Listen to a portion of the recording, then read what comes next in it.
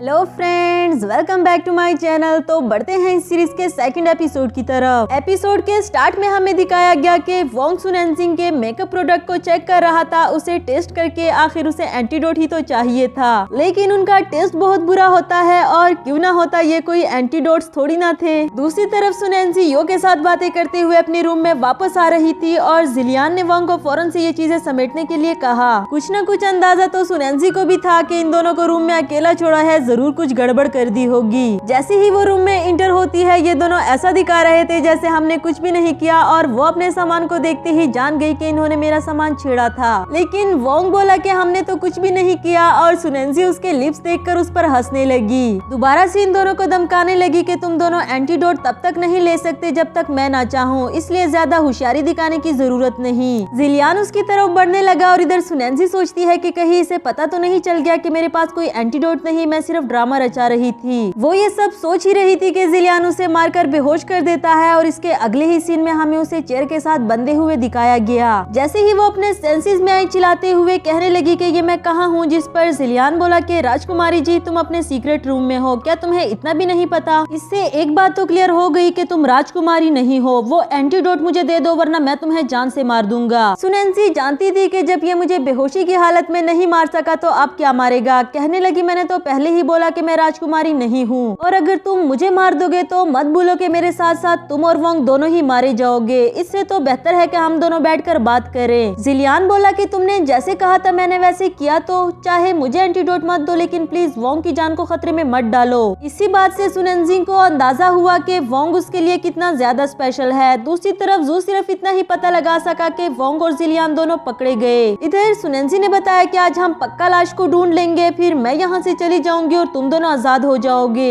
Next scene में हमें इन दोनों को एक लाश के पास दिखाया गया जहाँ सुनेनजी ने वापस जाने का प्रोसीजर स्टार्ट कर दिया। काफी ट्राई की, तरह तरह के तरीके आजमाकर गॉड से विश की कि प्लीज मुझे यहाँ से वापस भेज दे, लेकिन बेचारी की इतनी कोशिश करने के बाद भी कुछ नहीं बदला और वो वही के वही रहती है। जिलियान तो उसे ऐसे देख रहा था जैसे कहना चाह रहा हो कि अब ये एक्टिंग बंद कर दो, क्योंकि इस तरह के मुआवजे सिर्फ कहानियों में ही हो सकते हैं। और इतना तो कह ही देता है कि अब अगर तुम्हारा हो गया हो तो चलो मेरे साथ, मैं तुम्हें कुछ खिला देता हूँ। वो भी बेचारी मुंह लटकाकर इसके साथ चलने लगी और रास्ते में इन दोनों पर हमला होता है जो कि कोई और नहीं बल्कि जू ही था। जिलियान सुनेनजी को पीछे भेजकर जू से खुद को डिफेंड करने लगा और साथ ही साथ उसे बता रहा था कि फाइटिंग करना बंद करो, एक बार मेरी बात तो सुन लो। जू उसकी कोई भी बात नहीं सुनना चाह रहा था बिकॉज उसे यही लगा कि शायद इन दोनों का कोई रिलेशनशिप है, इसलिए जिलियान को भी सुनेनजी को लेकर वहाँ से भागना पड़ा। नेक्स्ट सीन में हम इन दोनों को एक ढाबे पर देखते हैं जहाँ जिलियान सुनेनजी को घूर रहा था और वो बोली कि अगर तुम मुझे ऐसे ही देखते रहे तो फिर मैं खाऊंगी कैसे।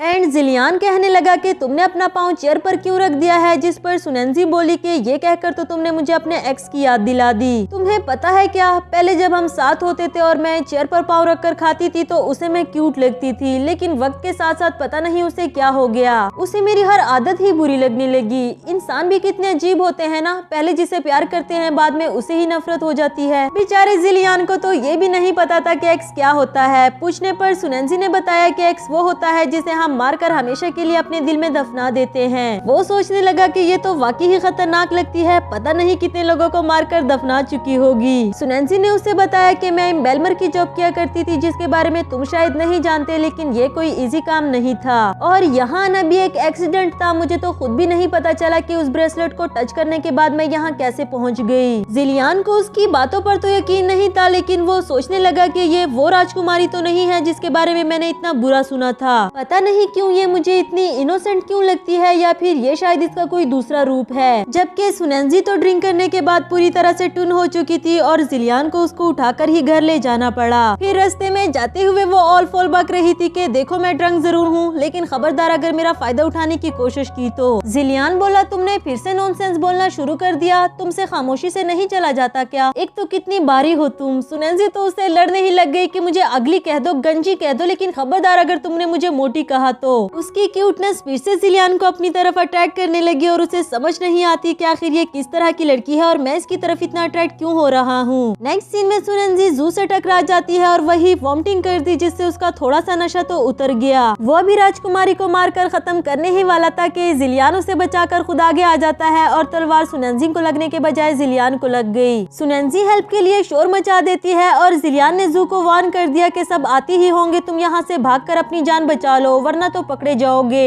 उसके जाने के बाद सुनेंजी जिलियान को लेकर घर आती है और यो को जल्दी से गर्म पानी और टॉवल लाने के लिए कहा। उसे जिलियान की काफी फिक्र हो रही थी, समझ नहीं आती कि इसे होश में कैसे लाऊं। एट लास्ट उसे आइडिया आता है कि क्यों न इसको माउथ के थ्रू ऑक्सीजन दी जाए। उसके काफी कोशिश करने के बाद जिलियान को होश आया और साथ ही वो पूछने लगा कि ये तुम क्या कर रही थी, बिकॉज वो माउथ टू माउथ ऑक्सीजन के बारे में नहीं जानता था। दूसरी तरफ जू ने बॉस को आकर बताया कि राजकुमारी अभी तक जिंदा है और जिलियान ने हमें धोखा दे दिया, लेकिन मैं वोंग के बारे में अभी तक कुछ पता नहीं लगा सका। ये बॉस के लिए भी काफी शौक की बात थी क्योंकि जिलियान उसका बहुत ही वफादार सिपाही था। यहाँ योग्य आने से पहले सुनेंजी ने उसका जख्म टाइटली बांध दिया था और वो आकर कहने लगा कि राजकुमारी जी, अगर आपको जख्म पर पट्टी लगानी नहीं आती तो कम से कम मेरे आने का वेट कर लेती ना। वो बोली हाँ मेरे बाप, तुम ही कर लो, वैसे भी तुम्हारे हाथ रुकने तो है नहीं। जिलियान भी उनकी बातें सुनकर मुस्कुरा देता है और यो पूछने लगा कि इतने पेन में भी आप मुस्कुरा रहे हैं, चलो जल्दी बताओ ये चोट आपको कैसे लगी।